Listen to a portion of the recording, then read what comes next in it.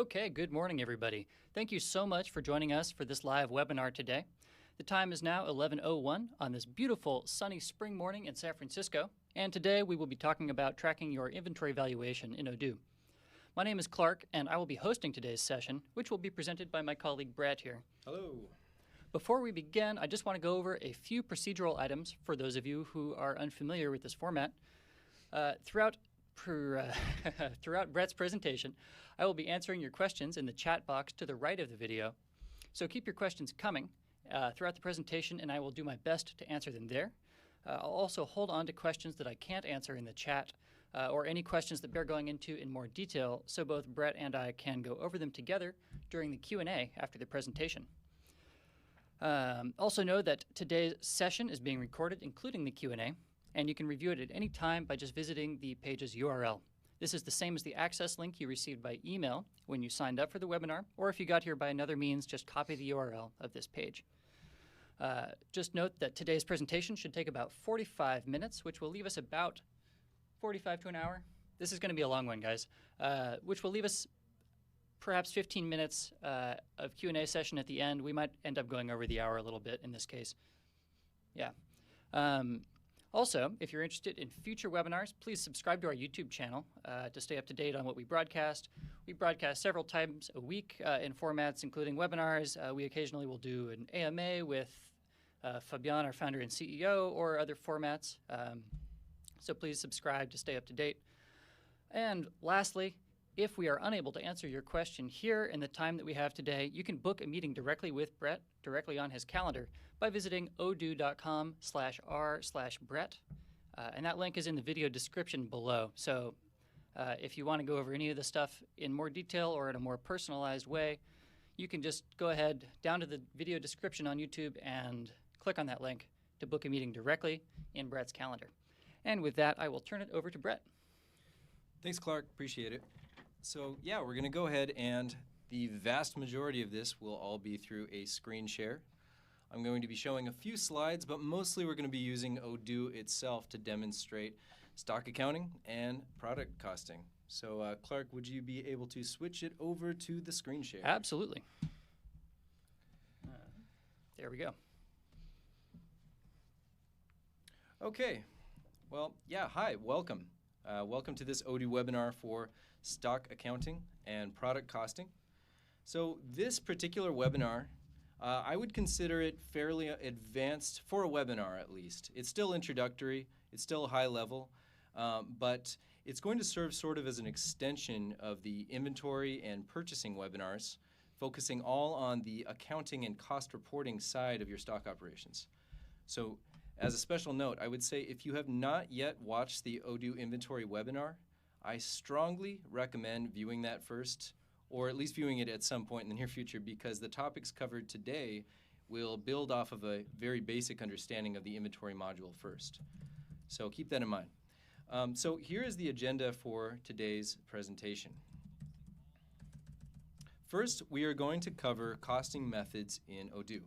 The three costing methods you can use are standard price costing, average price costing, and real price costing. For each of these three costing methods, we'll run through a couple of receipts and deliveries in order to properly illustrate how the product cost and the total cost is affected each step of the way. So next, we will learn about the two main methods of handling your inventory valuation, periodic inventory and perpetual inventory valuation. As we work through a couple of examples with these two valuation methods, we'll be jumping over to the accounting module to show how journal entries and the balance sheet are affected depending on which method you employ. And then last, we will discuss landed costs and how you can set up different landed cost types and assign them to your receipt orders using a variety of different split methods that Odoo supports.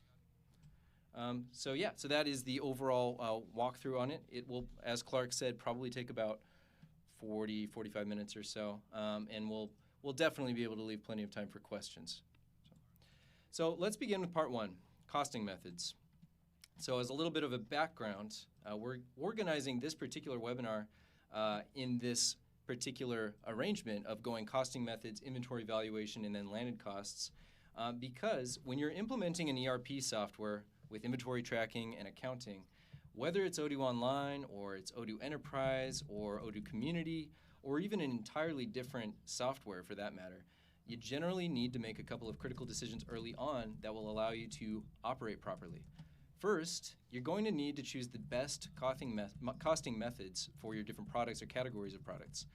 This is the way that you actually are going to compute the cost of what you have in your inventory. And this is before even considering your accounting and things like the general ledger. Costing methods simply deal with how exactly you add up the cost of your inventory itself. So depending on your business and your industry, the daily volume of incoming and outgoing shipments, the overall dollar value of your products, the number of individual SKUs you work with, and the variability in the purchase order price that you're paying for your products, one costing method might be much preferred over another costing method. And with Odoo, you can make that choice for all of your items or choose different costing methods depending on the product category. And so, yeah, so that's the overview of the purpose of costing method discussion. And so here's what we're going to do for presenting it. For each of the three costing methods, which are standard, average, and real price, we're going to talk about them one at a time. I'm going to run the same 4 example flows of receipts and deliveries for each method, and we're going to check them as we go through it so you can see how the 3 methods compare. Okay, so let's start getting into the specifics. So standard price is the first method. It's simple, and it's also the default method of costing in Odoo.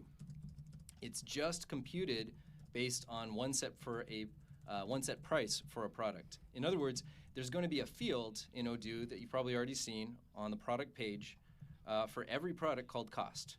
And here you can manually enter the product cost price. Standard pricing is simply taking that specific cost price and multiplying it by whatever quantity you have on hand. Now, as a special note, with the standard price costing method, the purchase order price has no effect on standard price costing.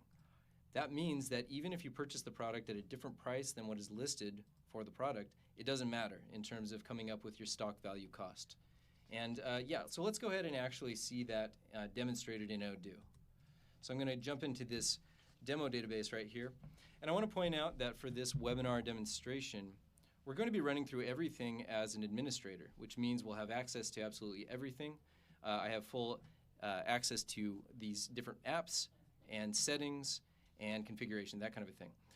And in an actual working Odoo database, you'll have individual users with their own access, so keep that in mind. I'm going to be logged in as an administrator, so I always like to issue that as a disclaimer in case you're comparing this to what you're seeing and you don't have the same access rights in your own database. So keep that in mind. So let's start within the inventory app right here, which is where we're going to go to set the different costing methods that we're going to use on our products. So this is important to make note of. You don't actually set the costing method on the product itself. Instead, you're going to set it on the product category and then apply the category to products. So let's go to configuration over here and go down to product categories.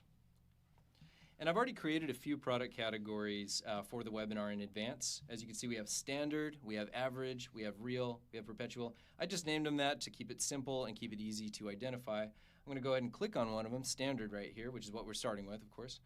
And I'm going to hit edit. Now, as you can see, right over here in this section, you choose the costing method. You also choose the inventory valuation and all these account properties, but we'll get into that later. Right now, just focus on the fact that this one's a standard price. I'm going to save it. I'm also going to show you the other categories real quick. Average has an average price costing method, and real has a real costing method. Pretty straightforward. So then, now that we've created these categories and we have them established, we're going to want to actually assign those categories to products. So I'm going to go over to products here. And I've created a few products for this webinar too. And similarly, to keep it easy to follow along, I've put the name of the method, the costing method, in the name of the product. So we're going to start with our standard price costing product, a metal plate. I'm going to open that up right here and hit edit. So since the specific costing method is defined on the product category, I'm going to go ahead and select internal category here, and I'm going to assign it to standard costing. Okay, so now it's all set. It is a standard costing product here. So that's where you go to define that. So I want to make a really important distinction when it comes to terminology in case it's not already clear. When I say cost price in this webinar, which I'll be saying a lot, the cost price, I am referring to this specific field right here on the product page. And the purchase order price, on the other hand, that's different. That's the amount that's actually paid on a specific purchase order.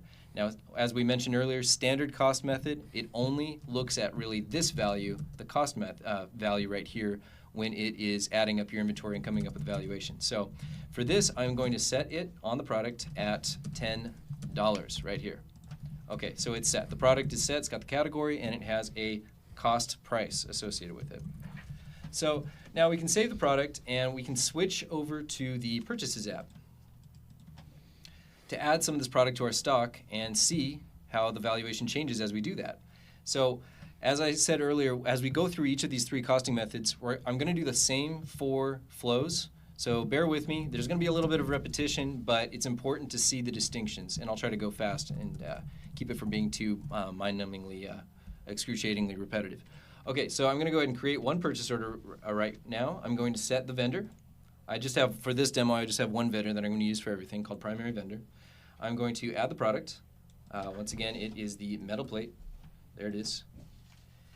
And right there, let's say that for this one, I'm going to buy a quantity of 8.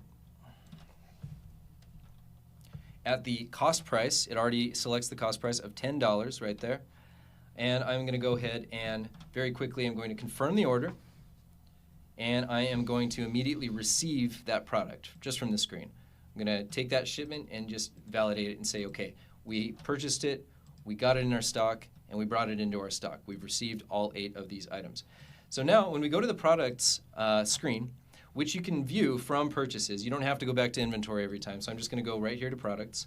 If we go to that metal plate, as you can see right from the Kanban view right here, we have the 8 quantity on hand, of course. If you've played around with inventory yet, this is not surprising.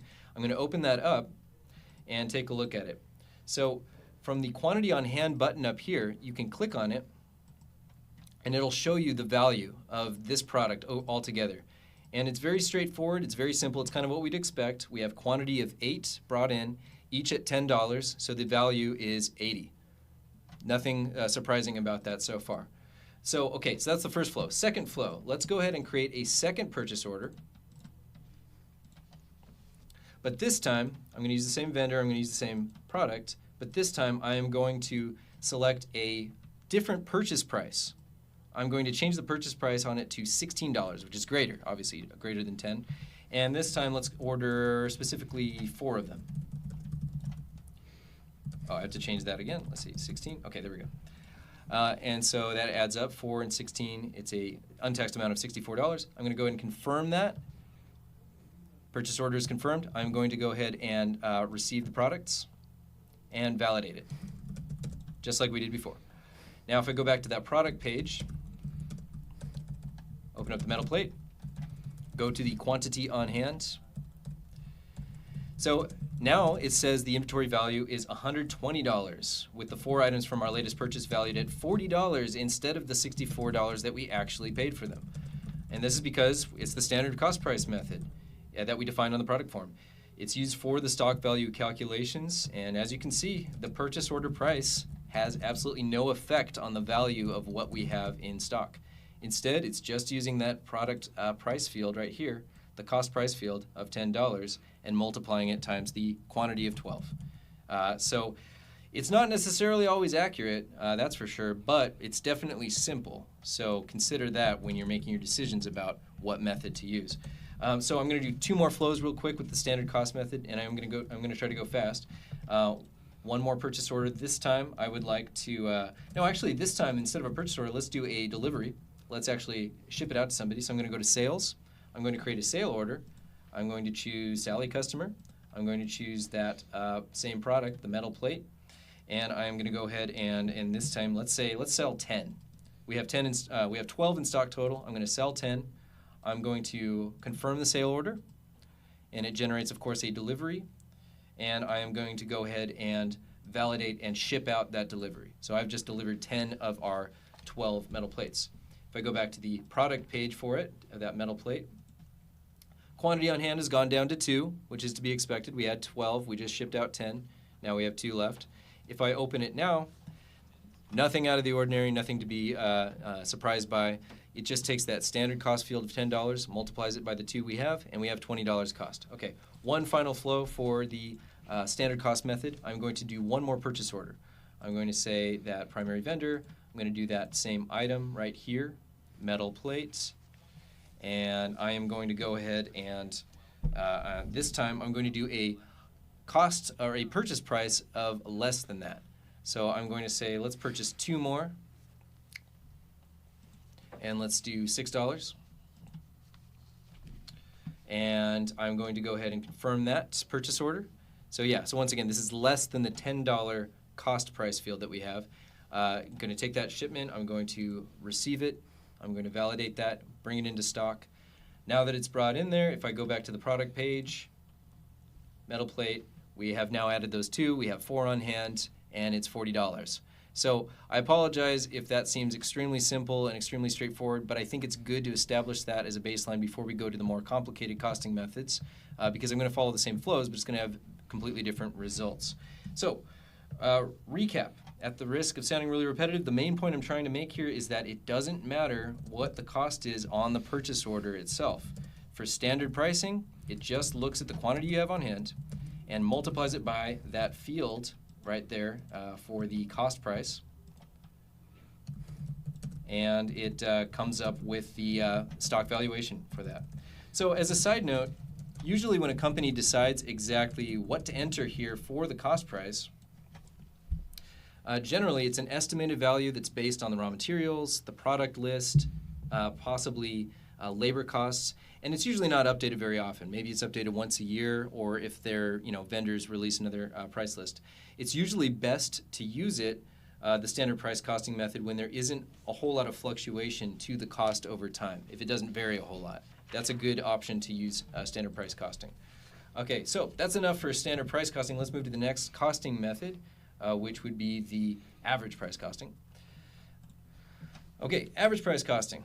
So with average price costing, the purchase order price actually does matter. Every time the product is purchased and received and brought into your stock, the cost price gets recalculated based on that specific price that was paid on the purchase order, and also the quantity ordered. So you'll see it in action in just a second through our examples in Odoo, but basically if you purchase the same item at different purchase prices that fluctuate over time, then every time you receive that inventory into stock, Odoo is going to add up what you've spent in total on the product and then divide it by the new total quantity you have on hand, and that average amount will replace your cost price field. It's going to update that cost price field over time in real time. So for average costing, it's also worth pointing out that the deliveries, the specific outbound deliveries, they still don't have any effect on the cost. Great.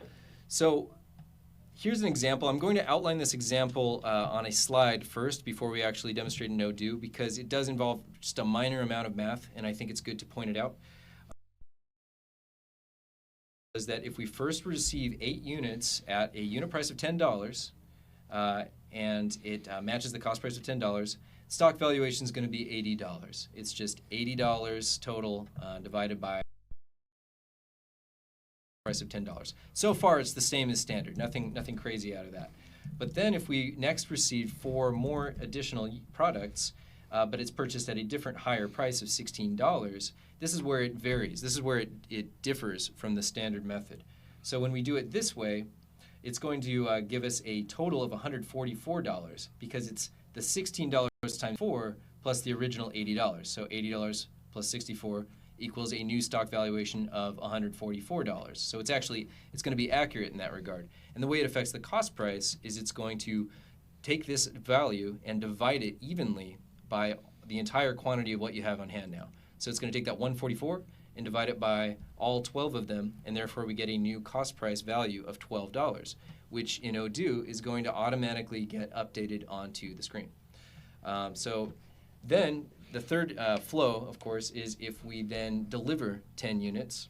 If we send 10 units out there, it doesn't really have any effect with average costing, doesn't have any effect on the cost price. All it does is it's going to take 10 units out of stock, and then it's going to keep that same cost price of $12, multiply it by the 2 remaining ones, and it's going to say our stock valuation left over is $24. So the thing to point out there is that if you ship it out, it's not going to have a change or an impact to the cost price. It's really just when you're receiving it at varying purchase prices that it's going to affect your cost price when it comes to the average price method. Okay, so that's enough of explaining it from a slide perspective. Let's go ahead and actually jump into Odoo and demonstrate it. So I'm going to go and take a look at the product categories again and make sure that we apply it to the proper product. I have one here that I've created called wooden panels, and I'm going to make sure that it is set there. It is, okay. Now the cost value right here, the cost price field, it's 0 right now, and that's fine because with average price costing, this is going to continuously update every time we get a new purchase of the product in. So there's no need to enter a field there yet. So let's go through the 4 examples real quick. Hopefully this will be faster this time in the interest of time. I'm going to go ahead and make a purchase order. I'm going to do the primary vendor. I'm going to choose the new product we're working with, which is the average price costing wooden panel. Select that. I'm going to say quantity of 8. And I'm going to say that we're ordering that at the that original price of $10, which is fine. I'm going to confirm it. I'm going to receive it into my stock. And then we're going to go ahead and take a look at the product and see how it's affected. Wooden panel right there. And so now if I take a look at my quantity on hand, see, it's not actually there.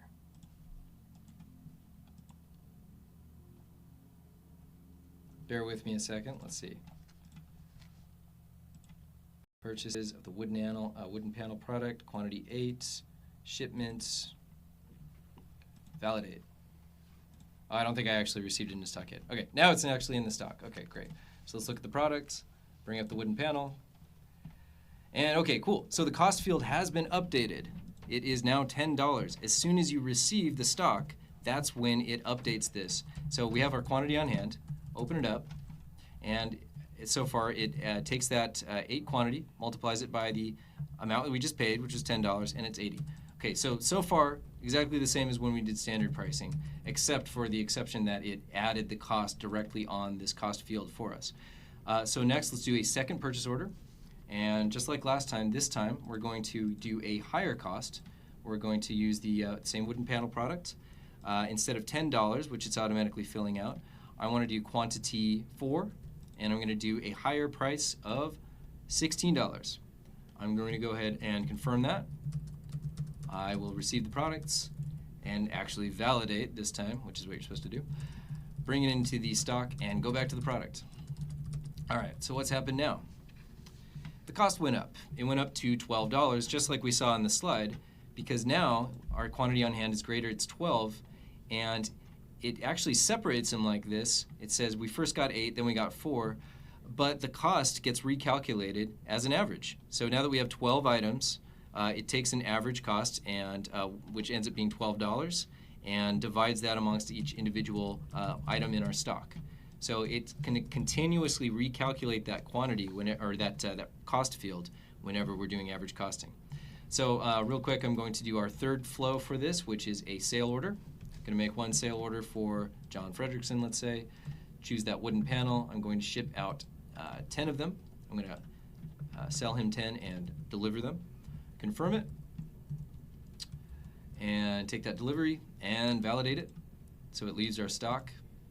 And just like I demonstrated earlier with the slide, when you're doing the average costing method, it doesn't have any direct effect when you deliver it on the cost. It's still $12, it's just the quantity has gone down by 12 down to 2, and that cost is still used to calculate the cost of it and your valuation. So no effect on the cost when you deliver it. Finally, fourth flow for average costing, I'm just going to go ahead and purchase 2 more of the items. And this time I'm going to do a lower cost. I'm going to bring it down to $6 for each one. Yeah, actually for a nice round number, let's go ahead and do it with $9, because that's going to be not a decimal. So let's say $9 real quick, 2 of them. Going to confirm the order. I'm going to receive the products into stock, validate it, go back to the product, and if you're following along, you shouldn't be surprised that the cost has gone down. Okay, I was wrong with my math. That actually did create kind of an uneven number, but it's okay. So if you look on hand, the new average price is, the new cost for it is $10.50, and it has been split up like so, because we brought in those products at a lower cost. Okay, so that's enough working on with the average price costing. Let's now move over to the third and final type of costing method, which is real price. I'm going to switch over back to my handy slideshow. Okay, so the real price method, it is the most complicated costing method, and it's also the least frequently used of the costing methods in Odoo. The cost price is determined by the actual purchase price as items are received, and unlike average costing, the cost is not actually calculated as an average.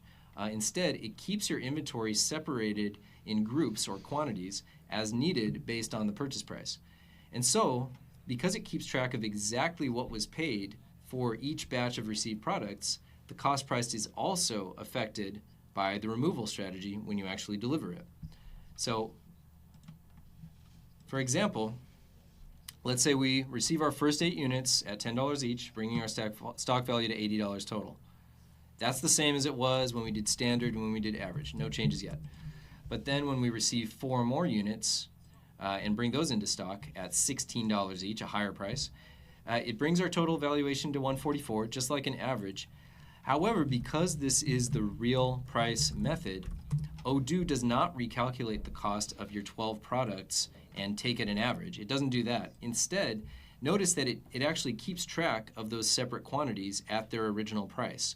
So I'll show you that one in a second in Odoo, but it's going to keep each section of inventory as it was brought in listed with the price that you paid for that section of the inventory or that quantity. And so notice that here we have 8 times 10 listed as part of your cost price and 4 times 16 listed over here as part of your cost price. That's the real price method at work. So next, when we actually deliver and ship out 10 units, this actually does have an effect on it, because if we are using the first in, first out, or FIFO removal strategy, our stock value will be reduced by the first 8 units at $10 each, and then by 2 units at $16 each. In other words, in order to supply the full 10 for this delivery, we're going to use up all 8 of the first batch, and then we're going to start pulling from the second batch. We're going to take 2 more units out of that second batch to get to the total of 10. So the stock value and the quantity are reduced by $80 for that first batch, those first 8 at $10, and then by $32 for those 2 at $16, so bringing the new total stock value to $32 for the remaining 2 units. The unit cost here that you have, it remains at $16 each, which is the same as the actual purchase price that you had for that. It can get a little bit confusing at first until you wrap your head around it, but it'll be easier to see it in a second when we actually go through the flow in Odoo. And then just as the fourth example here, if you bring in 2 more units at a lower price of $6 each, this will increase our stock value by a total of $12, because $6 times 2, it's $12 added to it. That brings the new stock value to $44, and once again, it doesn't take an average, but rather it keeps them separate and keeps the original cost purchase price identified and assigned to it. Okay, great. So that's enough of that slide. Let's go ahead and switch over to Odoo for our 4 flows, so you can see it in action. To set it up properly, you're going to want to make sure that the product category not only is set to real price, which we'll do, but also here you can specify the removal strategy. Now, right here I'm going to go ahead and say first in, first out for it. That's actually the default. You don't actually have to specify that because it's going to default to first in, first out anyway. But as you can see, you can also do last in, first out too. I'm going to go ahead and save that and say that we're going to use this removal strategy when we deliver products from here. I'm going to go into my products, and now we're going to work with a third product called aluminum siding. And the aluminum siding, I have already set to the real price costing method. Okay, so example number 1. Now that the aluminum siding product is all set up, let's go through our 4 receipts and deliveries as we have for the other costing methods. Create a new purchase order. Once again, using the primary vendor, I am going to take the aluminum siding. I'm going to do a quantity of 8. I am going to set it at a price of $10, and I'm going to confirm it, receive the products into stock, and validate. Brings it in. Take a look at that aluminum siding product now. It doesn't affect the cost field here, and I think that's important to point out. You might think that it would, but since this cost field is in Odoo, it's just one monetary field right here. We don't have the ability to realistically show it the way it is actually going to be displayed once we have multiple quantities in stock of different cost prices. It'll make more sense in a second, but basically, if you're using real price, you normally wouldn't refer to this cost field. It's instead, you look at your quantity on hand, and you take a look at this, and you'd see we have the 8 totaled at $80, and that's normal. That's to be expected, just the same as the other 2 methods that we've done so far. Let's do another purchase order, though. Let's do our second one. This time, we'll do it at a higher purchase price. Do the primary vendor. We will do the aluminum siding. We will do 4 quantity.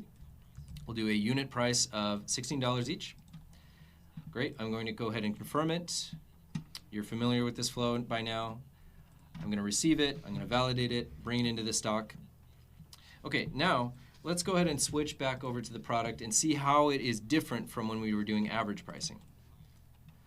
So, the quantity is 12. That's normal. That's good. If we open it up, instead of taking that cost and dividing it as an average amongst everything, instead what it's doing is it is keeping track of what you actually paid for those batches, which is what we talked about before. So yeah, $80 for the first one, that's $10 times 8 for each one. But then this new batch, it's keeping track of it.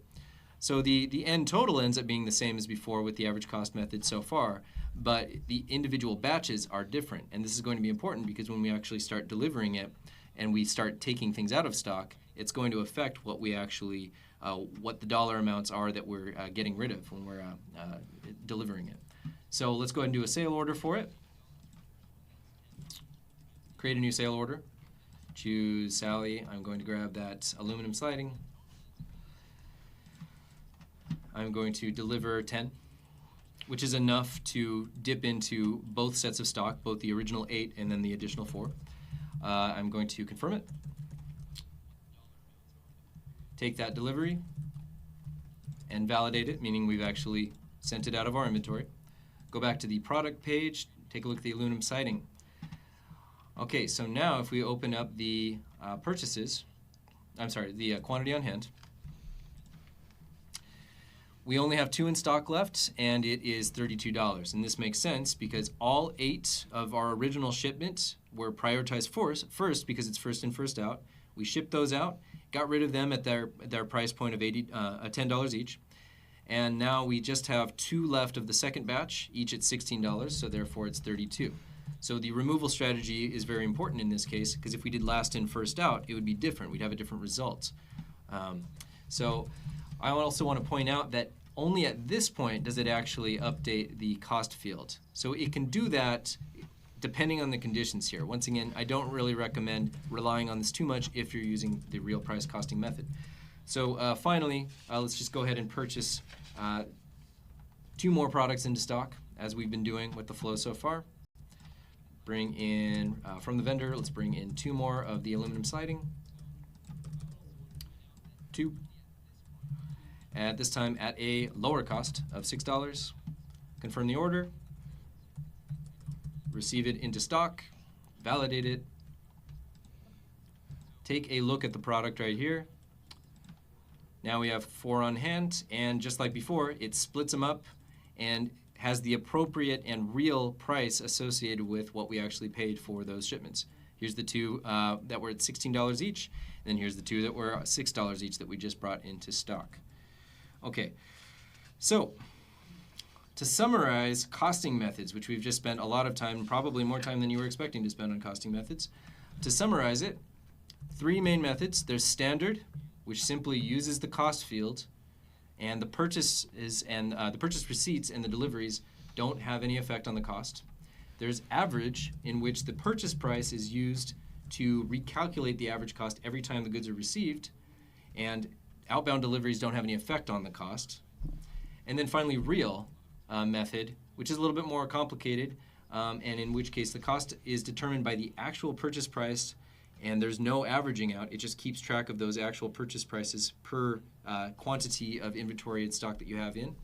And it also is affected directly when you deliver things because of the removal strategy that you have in place, whether you're bringing or getting rid of your first in products first, or you are prioritizing sending out your last in products first.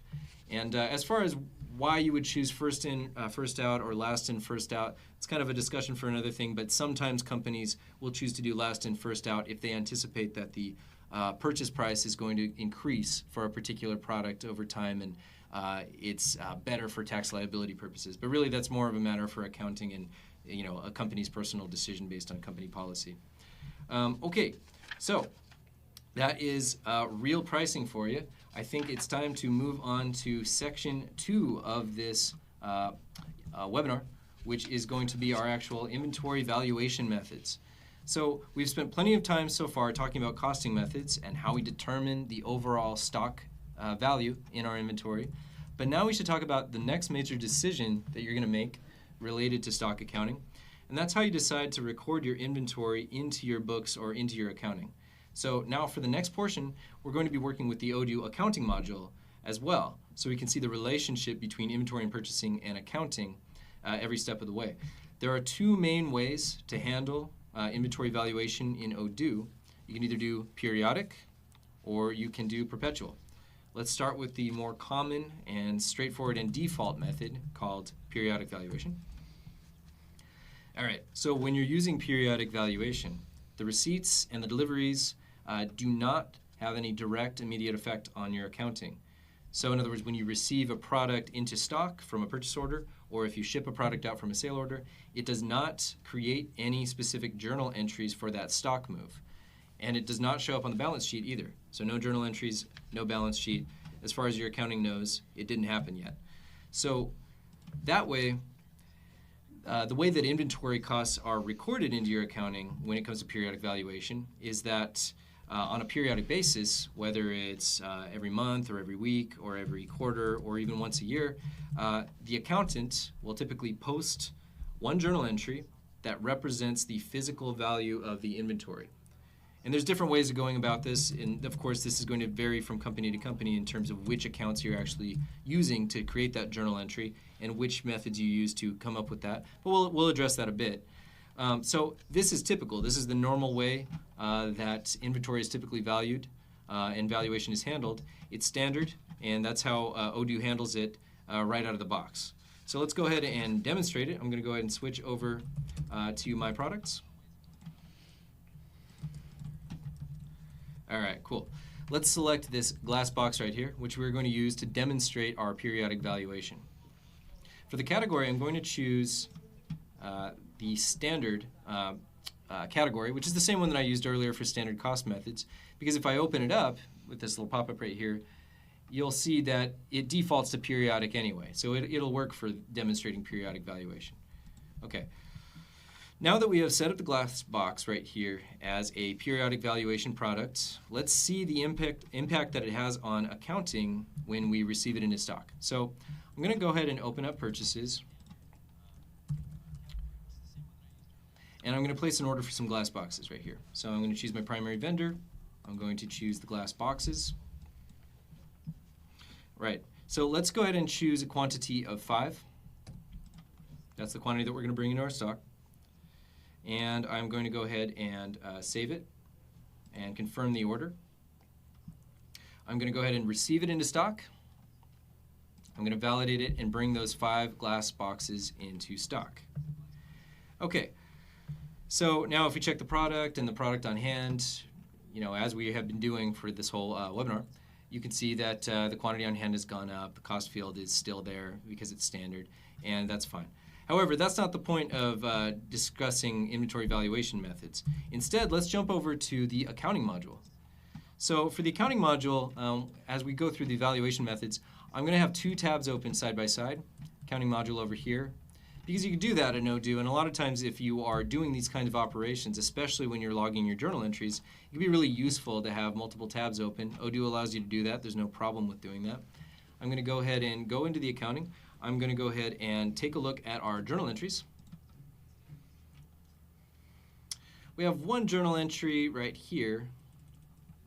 That's for another item that I worked on yesterday, actually, so disregard that one.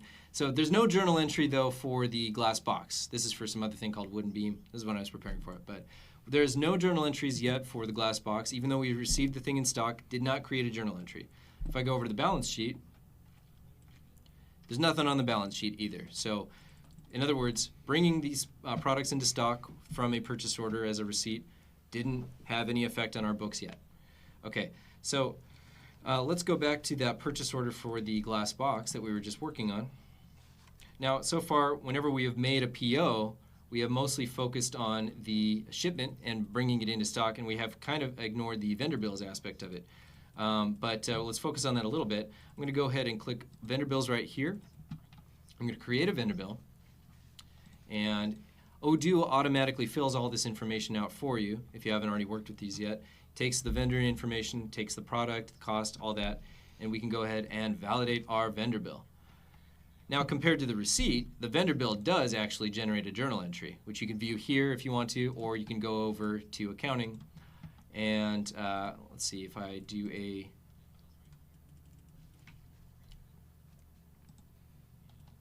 refresh on it over here. There it is. Okay, so this journal entry was just generated. It created it right here, glass box. So I point that out to make a distinction here. With the periodic valuation method, you will have journal entries for your vendor bills because it is directly related to accounts payable. If we register a payment on that vendor bill, which I'm going to go ahead and do right now with the bank, say manual, validate, that also generates a additional journal entry right there. So, of course, you'll definitely have journal entries for the vendor bills. You'll have journal entries automatically created for the payments and registering them. And they work together. There's a counterpart here for the actual vendor bill. But still, with periodic valuation, your stock moves themselves do not have any direct effect there. With that in mind, and the same pertains to sale orders too. If you deliver it, it's not going to have any direct effect on your accounting. So with that in mind, what you do in this case is, like I said before, every period, whether it's monthly or quarterly or annually, you would want to go into your accounting, you'd want to go into your journal entries, and you're going to go ahead and manually, as an accountant, you're going to go ahead and manually create a journal entry that is going to log specifically what you have in your inventory. And so keep in mind, this is a standard accounting practice, and we strongly recommend that you consult with your accountants about exactly which accounts to use when you're creating this journal entry, since every company has a unique chart of accounts with specific account codes and name. In other words, it's not really an Odoo decision how you do this exactly. It's more for your company policy and accounting. But just to illustrate one possible way to do it, and a pretty common simplistic way, I'm going to go and open up this slide right here. This is an example journal entry for when you're doing your periodic inventory valuation journal entries. Basically, as you can see, we have a debit for our closing value, so the ending inventory value. We have a debit there. This is your cost of goods. Is going to also be a debit entry right here. You're going to have your purchases and as a credit, and then you're going to have your inventory starting value as a credit over here. That's a common example. That's what the Odoo documentation says, and it's pretty typical in the industry to put these kind of journal entries in this sort of format. So if I were to switch back over to the actual database over here and build it out real quick, I'll show you what that would kind of look like. You choose a journal, which we default to stock journal, although you can have as many different journals as you need to, of course, for logging these kinds of things, but stock journal is the default. I'm going to go ahead and list out those 4 items real quick, those journal line items. I'm going to choose the stock valuation account right here. Stock valuation account. I'm going to go ahead and put a debit for it of a $1,500, let's say. Oh, and also you need to put a label that's required. So let's just say stock valuation closing. And we'll say $1,500 right there. Good. Okay, then we'll do another debit for this time the cost of goods sold. Cost of goods sold right there. I'm going to just say cost of goods. I'm going to say that this is a value of, let's say, $500 right there. Now I'm going to do two credits to keep it balanced. I'm going to do the purchase. For purchases, actually, I think it defaults to expenses, I believe. I'm just going to put expenses for that. And we'll say purchase goods. And I'm going to say this one is a credit of $600. And finally, the stock valuation account again, but this one is representing the stock valuation, stock valuation starting. And for this one, to keep it balanced, we'll say it's $1,400. And then you can post it. That's an example of it. Obviously, it's going to be completely different for every single application, every single company, but that is a pretty solid example. As a side note, as far as coming up with these values, one thing that you can do when you're determining the stock valuation for the closing and for the starting is Odoo allows you in inventory, if you haven't already seen this, to go into reporting, inventory valuation, and you can choose your current inventory and retrieve the value, and it'll list it out right here. So that's easy. You can just enter that value. But also, you can go into inventory valuation and choose a specific date. So you can choose the beginning of the period at that point, move back to, say, the beginning of the month, retrieve the inventory value there, value of 0. So there's tools in place to definitely help you come up with those numbers when you're doing your periodic valuation journal entries. Okay, so to summarize periodic inventory valuation, as you saw, with periodic inventory valuation, your account books are not directly or automatically affected by stock moves. Receiving a shipment or delivering to a customer doesn't create any journal entries, doesn't affect the balance sheet. And as a comparison, I showed that creating the vendor bills, that does, of course, create journal entries, and registering payments on the vendor bills also creates journal entries as well. But for periodic inventory valuation, you would need your accountant to manually post a journal entry at the end of every quarter or period or month, showing the starting inventory, cost of goods, the purchased goods, and the finished inventory, and post that.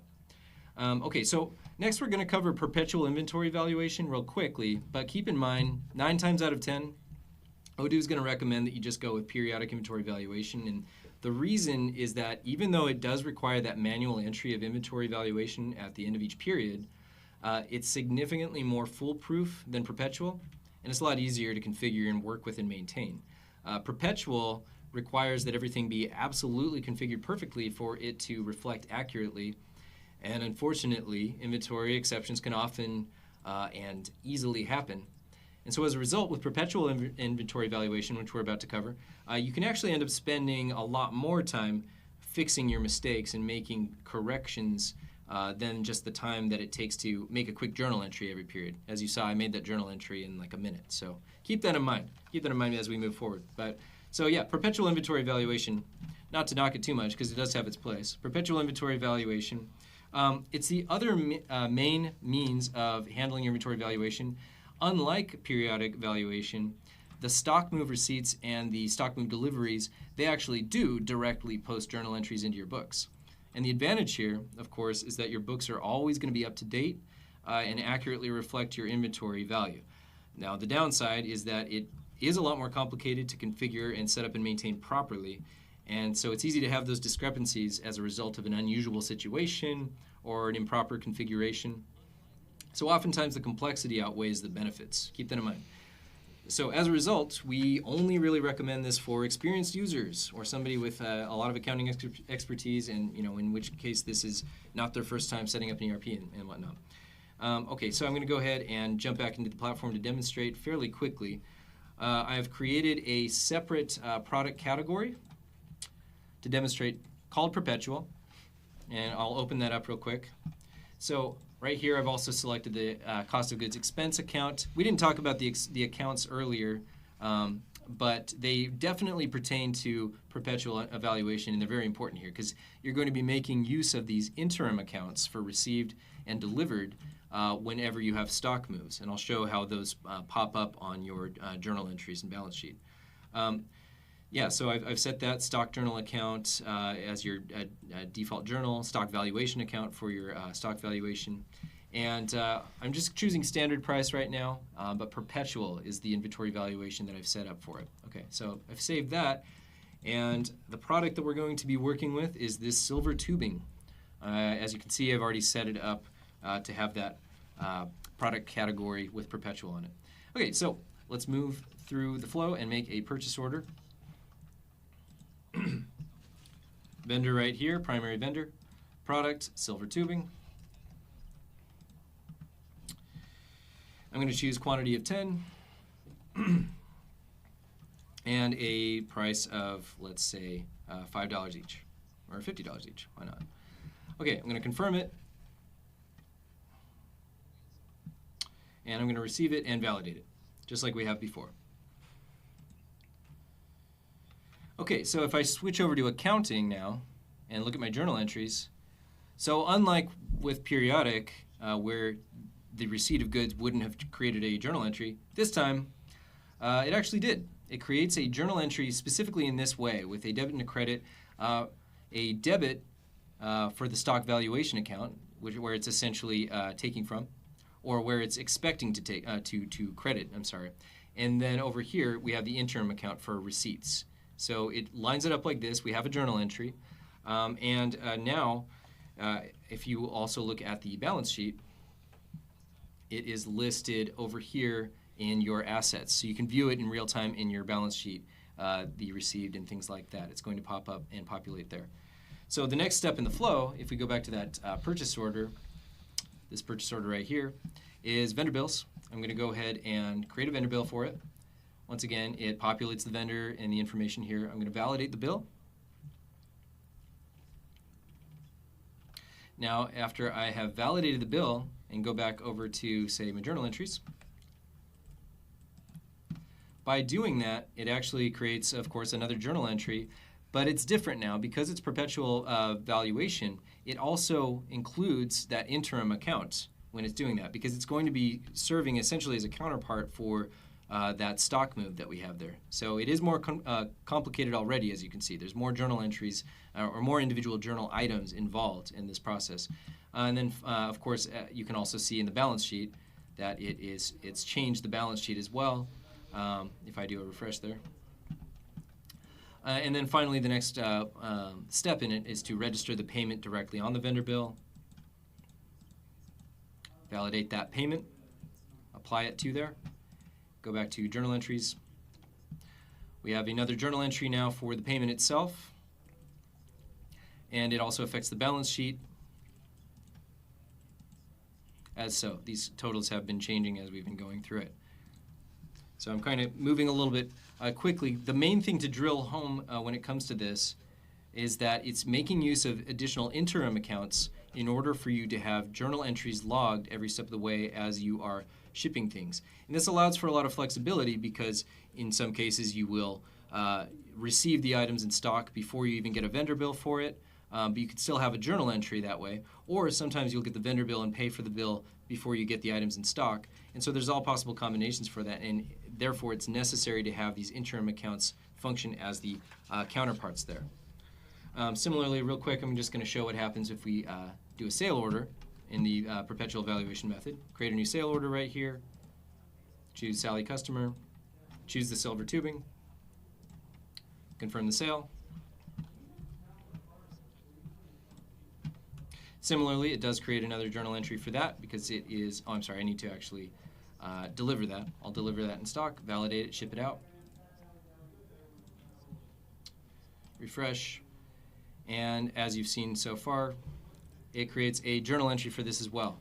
Valuation account, interim account. One last thing I want to show you, though, that is a little bit different is that when you create an invoice here and create and view that, it makes a journal entry, and it's a more involved journal entry. It's more complicated than the other journal entries we saw before. If we open that up right here,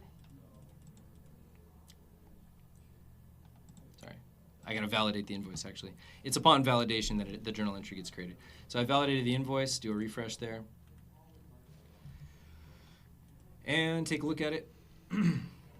This one actually has a full 5 journal line items on it. That's how involved and more complicated it can get when you're doing perpetual valuation.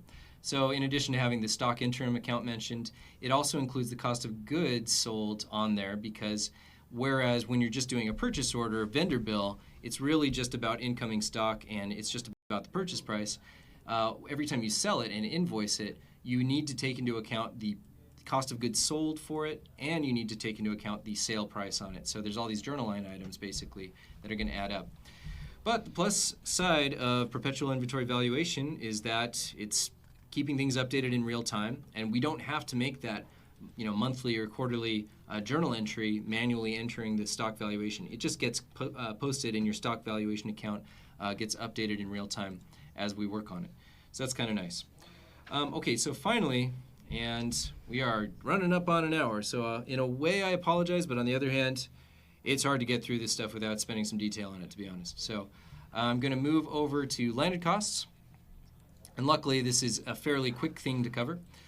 So now that we've picked apart the three main costing methods of standard, average, and real price, and we've taken a look at periodic and perpetual valuation methods that tell us how to actually log those costs into our accounting, there's just one more topic, landed costs. They're used if you need to incorporate additional charges into the cost of your product.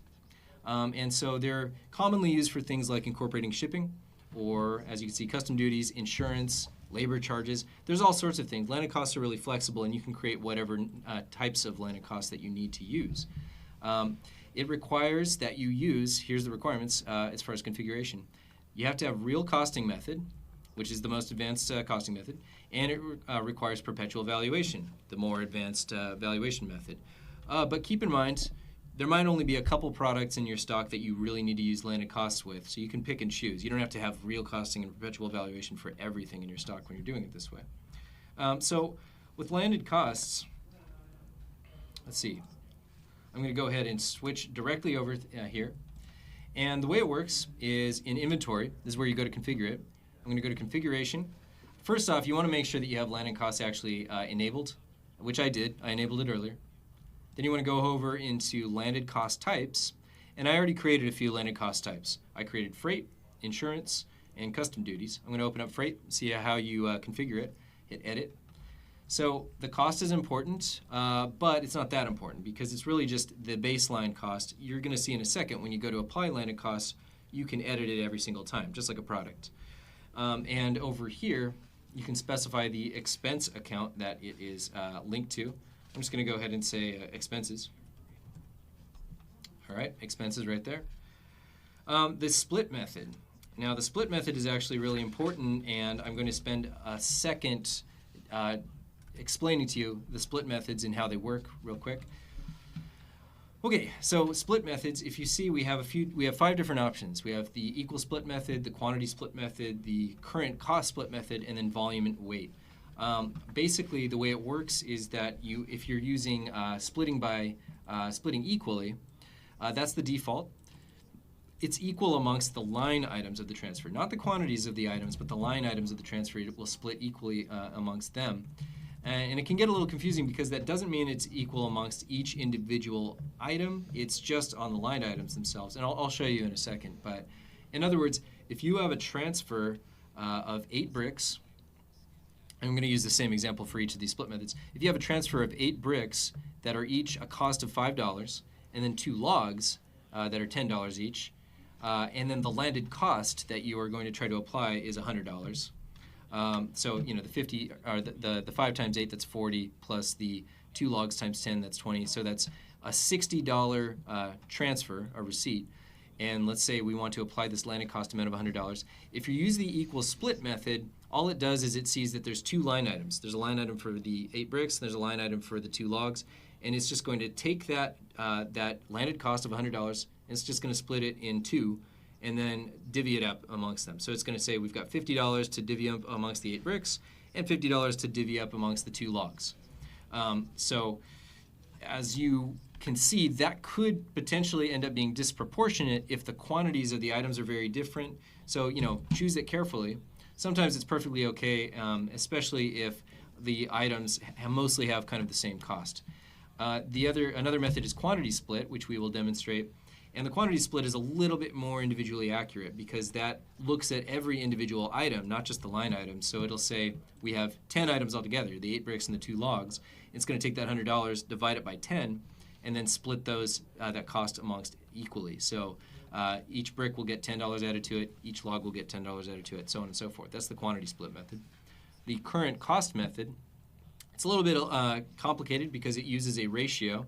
It's specifically a ratio of the cost of everything. So as we saw, since it's $5 times 8 bricks, that's $40 received of bricks, and then $20 received of logs. Gives us a ratio of kind of a 2-to-1 brick cost to log cost.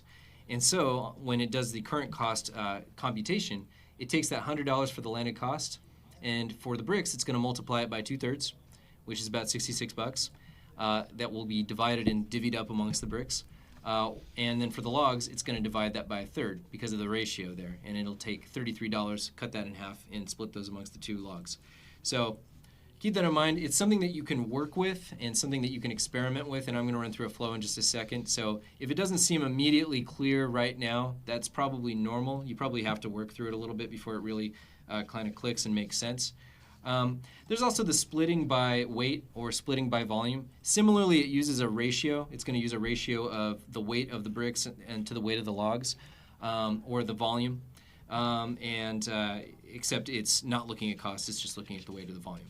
Pretty straightforward. So I'm going to go ahead and do an example flow real quick. I'm going to focus on just 2 of the methods. I'm going to split by quantity, and I'm going to assign that to this cost type, this landed cost type. I'm going to say, let's do it by quantity for the freight. And then I'm also going to use custom duties, and I'm going to use the current cost method. So I'm going to use quantity and current cost methods together. As you can see, they have a default cost of $50 for custom duties and $49 for freight. I'm also going to set the expense account that this gets assigned to as well. Okay, so how to actually create a landed cost. You go to landed costs over here, and you create a landed cost and you assign it to a receipt or a delivery, typically a receipt. And so to make sure that we have one to work with, I'm just going to go ahead and receive in stock something real quick. Normally it would come from a purchase order, but you can bypass that and just go straight into receipts, make a receipt. I'm just going to say that from the primary vendor. I want to go ahead and bring in 2 new items that are both set to perpetual and real. I'm going to make sure about that first because, as you recall, we can only assign landed costs if the product category is set to real costing method and perpetual valuation. So I'm going to choose the silver tubing that we were already using because it's a perpetual product. I'm also going to choose this other product called gold bars. And so I'm going to say, let's say 2 silver tubes, and let's say 5 gold bars. And validate it, bring it into your stock.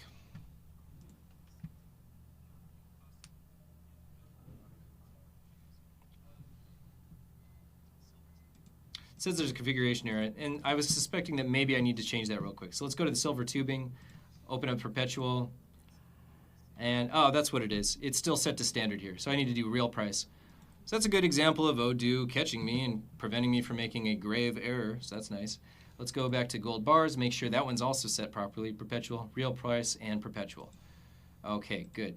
Now just to be safe, I'll go ahead and give this a cost of $15 for the gold bars, and I'll go ahead and set the silver tubing for $10. It's already set there. Okay, let's try that again. Let's go ahead and back to that receipt. I'll just make a new one. And once again, from the primary vendor, I'm going to go ahead and choose the silver tubing. And I'm going to choose the gold bars, 5 of them. Validate it. Bring it into the stock and apply, and this time it actually worked because of the configuration. That's good. So now that we have that, we can go to landed costs over here in inventory control. I'm going to create a new landed cost. And the way it works is I'm going to go ahead and take the specific delivery. You have a list of all of the deliveries. I'm going to search through all of them. And it's just the most recent one, which would be the most recent incoming. as you can see with this field, it's a many-to-many field or one-to-many field. I can never remember which, but you can choose as many receipts as you want, which is helpful because sometimes you want to have one landed cost and then divvy it up amongst a bunch of different receipts. So you can do that. But for now, I'm just going to keep it simple and apply it to this. I'm going to choose the stock journal as our journal to apply this to. Okay, so then the way it works is I'm going to go ahead and save it. And you start listing out the landed cost types here in the cost lines. So I'm going to go ahead and take the freight, which is the one that we are working with, which has the split method of by quantity, as you can see there. And I'm also going to apply another landed cost on the same thing. I'm going to do the custom duties. You can have as many landed costs grouped together as you need to for here. So then I'm going to go ahead and once these are listed out here, I'm going to click compute. That's all you have to do. It's really easy. After you have the landed costs in there and you have the receipt that it's going to apply to, you click compute right here, and it shows you the adjustments. Now, these don't go into effect yet until you actually click validate up here, which is really handy because you can view the results of what this would mean if you do that kind of split method, for example, and you might choose to do it differently. So the way we break it down here is that it says for each of these landed cost types, it shows how it affects each product on the receipt. So the freight is going to get attributed to the silver tubing through a split method of by quantity. So since there's 7 items altogether on the receipt, the 2 silver tubing quantities and the 5 gold bar quantities, it's basically going to have a ratio of 2 to 5, and it uses that and divides up that overall cost of $49 into 7 equal parts, and therefore we're applying $7 twice for silver for the freight here, and for the silver tubing, and then it happens 5 times for the gold bars, which makes sense. There's 5 gold bars. You take that $7, apply it that way, and that way and that for on the silver tubing as well. So it's pretty straightforward. That's very easy math. Quantity split, it's very popular because it's easy to process and easy to understand. The custom duties is by current cost, and that's kind of a whole complicated calculation in which we take the overall cost of everything, which the silver tubing is going to be, it's going to have a certain added up cost of $20 because it's $10 per item, and then the gold bars, those are $15 per item, takes that overall cost ratio and uses that to divvy it up.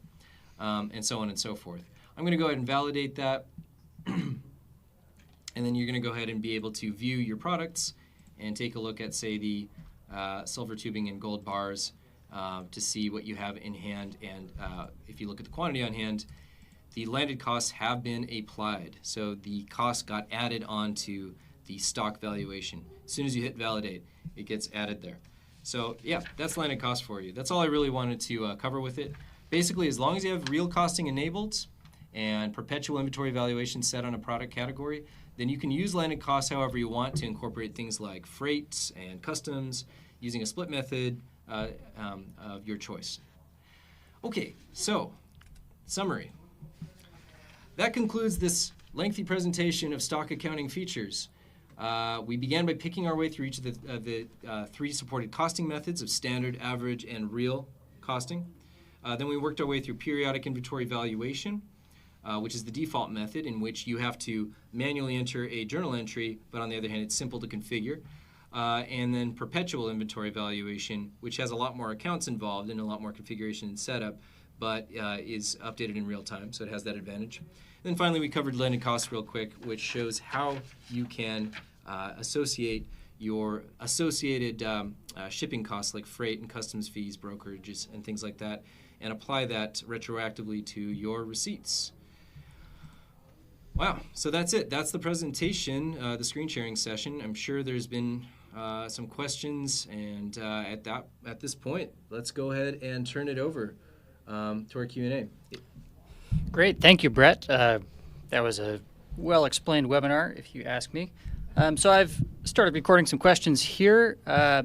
We got a really big one from Umberto Arocha about returns in the average price method of costing.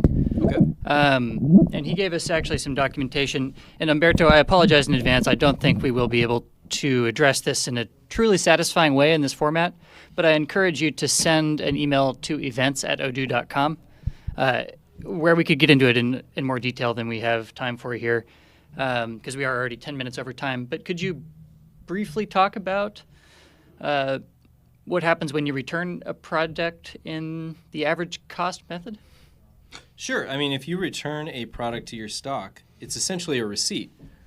And so when you're doing it that way, if there, for whatever reason, is a change to the cost price, it will recalculate the cost price. But generally, that doesn't happen because usually when you're bringing it back into stock, you're not changing the cost price at that point. I can't think of any use cases. Maybe you have something more specific, but generally when you return an item to stock, it's not going to change the cost because nothing has changed from the customer's perspective. It's not like the customer's taking that product and then assigning a new vendor cost to it. Does that make you understand? Yeah, I think he, let's see, I don't know. And I'm sorry, Umberto, I read over your, this Voxu add-on that you linked. And truly, this is a very in-depth question. I think we'll just have to get into this over email. Send me an email, events@odoo.com, and we can get into this in more detail. Yeah, usually, I mean, these Q&A sessions, they're great for, fairly straightforward, even if it's a complicated subject, but like a question with how do you do this? What about this? But this sounds like more of a discussion, which is great. We really like using these webinars as sort of a gateway into having an actual discussion with people. So yeah, reach out to us. That sounds good. I think it'll probably take some time to dive into for you, and it sounds pretty specific, but Clark will give it his best try. Yeah, absolutely. And I have access to more resources via email than I do here now in this room in front of these studio lights. So for now, let's just move on to the next question. Here's one from Quang Bizu, and I'm sorry, I think I've mispronounced your name. But he's asking, does the selling price change after the average cost changes? Nope. No, it does not. I believe, correct me if I'm wrong, you can set up a price list that is dynamic based upon the cost price of the product. Yeah. So by default, no, that doesn't happen, but you could make that happen if you wanted to. Yeah, and do you want to pull up the screen real quick? Yeah. Yeah, by default, sale price does not get affected. But I don't know if you've been able to explore this yet, because currently it's really only an option for Enterprise version 10 or any of the recent Odoo Online versions. But all I wanted to show you real quick was that if you want to have your sale price automatically updated or a price list assigned to something automatically based on some sort of criteria, you might want to look into setting up some automated actions, because automated actions are really powerful. All I did right now was I opened up Odoo Studio, which is this toggleable button right here, and go to automations. Now it's a whole world to itself, and it's definitely another discussion, but this is where you can go if you want to create some specific action. If you want the update of a record, in other words, the changing of a sale price on a product based on some particular condition, look into it that way. And I would say, speak one-on-one with your main point of contact, your account manager, your implementation guide, your partner, whoever it is. And if you don't already have a point of contact or whatnot, feel free to have a one-on-one discussion with me and we can get into it. Yeah, thank you, Brett. Let's see, here we've got a question from Darren. He's asking about setting up an account for waste on MRP production, and how would he go about setting this up on the manufacturing and the accounting module. He would also like to track the waste in the inventory. So say, Yeah, for sure. You want to show the screen share or the screen's still showing. Oh, it is? Mm-hmm. Okay, great. So it kind of comes down to scrap locations. And so with Odoo, whether you're using manufacturing or not, you can have, of course, a bunch of different locations. And I need to enable it. Sorry, go to settings. Manage several warehouses, each one composed by several stock locations. Apply that. I should probably also issue a disclaimer. based on time limitations, we can't really spend a lot of time talking about manufacturing costing. We can talk about this because it's just a scrap location, but overall, costing and manufacturing, that's a whole other discussion, and it behaves a little differently in Odoo. So just to let you guys know in advance, I anticipate there will be another webinar in the future that focuses on manufacturing as it pertains to costing specifically. But anyway, getting into inventory, if I go into locations, I'm going to go ahead and make another location. As you can see, there's this checkbox here called is a scrap location. I'm going to say junkyard, something like that. Set it as a scrap location. So then it kind of turns into keeping track of stock and stock items and associating that with a particular location. So you can keep track of the stock in here of what is currently in that location, and you can bring things to your scrap location either from inventory or from manufacturing. Now the specifics in terms of assigning that to a particular account, like if you needed to keep track of it in a different account, you can do that either with analytic accounting, which makes a lot of sense if you're doing manufacturing, or you might choose to just assign a new product category called scrapped products, and when it moves to that, you kind of move it over to there. It's up to you, and it's like a lot of these things that we're going to be getting into, I can't stress enough, it warrants a one-on-one discussion if you're willing to have it. Feel free to reach out or schedule a meeting with us, and we can find out the best way for you to do it, because there are options. Great, thank you, Brett. Let's move on to the next question. Here's just a quick one from Oscar. He's asking, he's received products, and when I want to validate the purchase order, Odoo throws an error. Oscar, I'd recommend sending, not an email, sorry, it's a web form now. Go to odoo.com/help. You've pasted the error in here, but our help desk is going to be the best place to get that question answered. Or maybe, Brett, if you want to read this error and look at it, if you could just know off the top of your head. Well, I can read it. It says, error column, current year earnings of relation account move does not exist. Line 1, insert into account move, ID name, current year earn, et cetera, et cetera. Yeah, unfortunately, it's hard to know without looking at your database. So, yeah, submit a ticket, and our best way of diagnosing it is we need to look at all of your configuration settings. So, that's what our help team is here for. You can we actually have a phone number, and I almost feel bad giving it out to them, or giving it out, and cursing them to a whole bunch of phone calls. But we have a helpline. I don't know if Clark, if you're able to put that. Yeah, absolutely. I'll paste that in the chat right now. Also, that is just your relevant helpline is on odoo.com/help. I'm going to paste the American number here, but if you're located in another continent, this is for North and South America. It's just by time zone.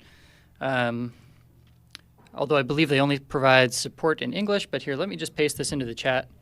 That's our helpline. And of course, you can also schedule an appointment with Brett. He's not going to be able to get into that sort of fine technical detail, but I'll at least pass you over to the help guys. Yeah. No, I mean, actually, as far as the helpline goes, my recommendation is use either the phone number or submit a ticket whenever you get a bug or an error like that and you can't diagnose it, because usually the best way to diagnose it is to log into the database, and our support team does have the ability to do that if you give them access or whatnot, and they can go in, and it just takes a little bit of time kind of poking around and seeing what configuration settings are enabled versus ones that aren't. I mean, for example, when we were doing that landed cost a second ago, I got an error that told me that there was an error because of the settings on the product category, and so I had to just go in and look at it. There's a lot of things that it could possibly be, and it's usually related to some set configuration settings. So, yeah, I hope that helps. Yeah, absolutely. Thank you, Brett. We have a question from Nomar. He's asking if we can provide an example with exchange rates in a multi-currency environment. And Nomar, I think that was probably a context-dependent question. Could you provide us the context? It's not preserved by the chat here. So I'll, if there's anything specific you want to see with exchange rates, let us know.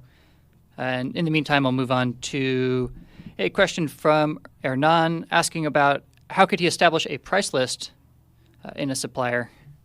How do you manage supplier price lists, and if possible, how do you involve a second currency, so you have a supplier in the U.S. and in Mexico? Yeah. So, I mean, generally speaking, price lists, even if you're applying it to a vendor, you'd handle it in the sales module and make sure that you go into configuration settings. That's just where Odoo puts them. We consolidate price lists into here. And I'm going to go ahead and say formulas.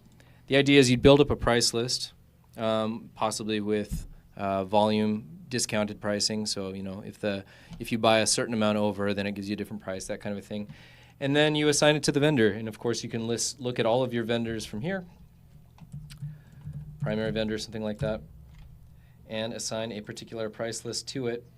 Now, Clark, you as a functional consultant handling implementations and whatnot, is there anything else that you would comment on that? Any caveats to that? Or is that kind of generally speaking how you would do it? Let's see. That's a great question, Brett. I would just add that this is a great subject for the purchasing webinar, because we actually have webinars that focus specifically on purchasing and details when it comes to vendors. But just generally speaking, in the interest of time, since we have a lot of questions, I will say price lists in sales, build them up there. You can use them for vendors. Yeah, absolutely. And we do, I think the purchasing webinar does, in fact, cover this. You could check that out on our playlist that I linked earlier in the chat. And I think that might have just a nice, concise 10-minute demonstration on supplier price lists that you could get into. Is there a second part of the question? Is there a second part of the question? And how does multi-currencies tie into that? So, I mean, multi-currencies tying into price lists, it's normally you would set one currency for the price list and just have your multi-currencies enabled, and then the currencies will be configured and adjusted using the conversion rates that we have in it. But usually use one base price when you're building the price lists. Great. Thank you, Brett. Let's see. Let's move on to the next question here. Oh, let's see if Nomar gave us any clarification. Doesn't look like it. Let's see. Scrolling down the list. Dan Bigelow asks if we mentioned that in order to use landed costs, that we must be using the real costing method and perpetual validation. And if so, could we show the definition of the real costing method again? Show it again? I would just recommend watching that part of the recording. We can show you, we can send you a timestamp. Also. Oh, I'm sorry. Yeah, Brett, when I asked you that question, I forgot. Dan, if you missed the introduction, you can go back and watch the recording at this URL anytime. You can, in fact, just click on any timestamp you want in the bar as if it was not a live YouTube video. So if you want to go back and review anything, just click on any point, anywhere. I can say briefly, yes, for landed costs, you do need to use perpetual valuation. You do need to use real costing. But once again, you only would normally apply that to the products that actually have landed costs applied to it. So in other words, you don't have to do it for every single product. Also, thanks for writing in, Dan, and watching. Hope you're doing well. He's somebody I've worked with. So. Great, Dan. Glad you could join us. We are actually 24 minutes over time, so I think I'm unfortunately going to have to wrap it up here. If you have any questions that we were not able to answer, you've got two options. You can book a meeting with Brett. That's just going to book a meeting right on his calendar. And you have the link to that in the description. It's just odoo.com/r/Brett. Looks like we just lost one of our cameras here. That's funny. Let's go to the second one. But so you can book a meeting with Brett, or you can send an email to events@odoo.com. And if you have a question like Umberto's that you really want to get into, lost our second camera. Okay, let's go to screencast. I just want to add one last thing that we kind of mentioned, but I strongly recommend that you watch the most recent inventory management webinar. And I'm not just saying that because I'm egotistical and it's one that I did. I also just think it is, it goes hand in hand with this. And even if you feel like you have a pretty solid understanding of inventory in general, It's worth watching because there might be one or two things that are pointed out that weren't immediately obvious. So that one, I think it's called Live Inventory Webinar, something like that. You could just go through the whole list of webinars and pick and choose the ones that are most pertinent. But yeah, those recordings, they're there to help you guys. Yeah, and again, I linked that playlist earlier in the chat. I'll link it again now. But that said, I think I'm just going to go ahead and shut off the stream here. And thank you again all so much for joining us. We really appreciate you guys coming out. Yeah, thanks everybody. I definitely hope that it didn't put anybody to sleep.